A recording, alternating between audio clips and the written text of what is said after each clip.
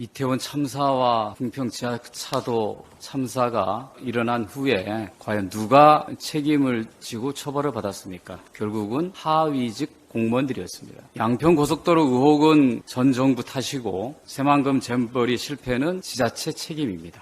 라고 윤석열 정부는 주장합니다.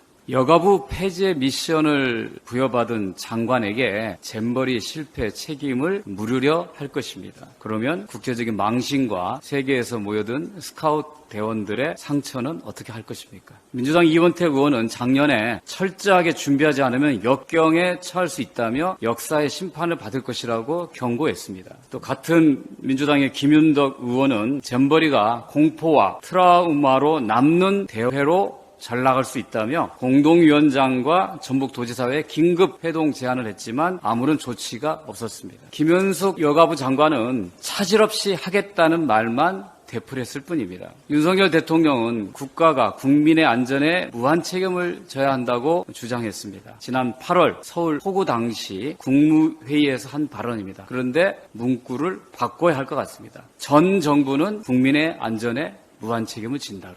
대통령이 부하에게 야단치고 책임을 추궁하는 자리가 아니라 책임을 지는 자리입니다. 위기 대응 능력을 보기 주기 위해서 잼버리 부족 상황을 방치한 것이 아닌지 의문이 됩니다. 정부의 잘못으로 문제가 생기면 왜 부끄러움과 미안함은 국민들의 몫이어야 됩니까? 백화점과 K-팝을 보여주고 싶어서 잼버리를 개최한 것인지 묻고 싶습니다. 잼버리의 정신을 다시 새겨봐야 합니다. 서울올림픽은 서울시가 개최한 것이고 대구의 육상선수권 대회와 광주의 수영선수권 대회는 각기 대구시와 광주시가 개최한 것입니까? 새만금 잼버리의 개최지가 전라북도였다고 해서 전라북도가 모든 것을 책임지는 것은 아닙니다. 전라북도의 도민의 상처받은 자존심은 어떻게 위로받을지 마음이 아픕니다. 이제 윤석열 정부는 위기 대응 능력을 보여줄 것이 아니라 처음부터 위기를 자초하지 말았어야 했습니다. 이제 마지막 남은 것은 새만금 잼버리가 그나마 잘 마무리되고 태풍이 무사히 지나가기를 기원할 따름입니다.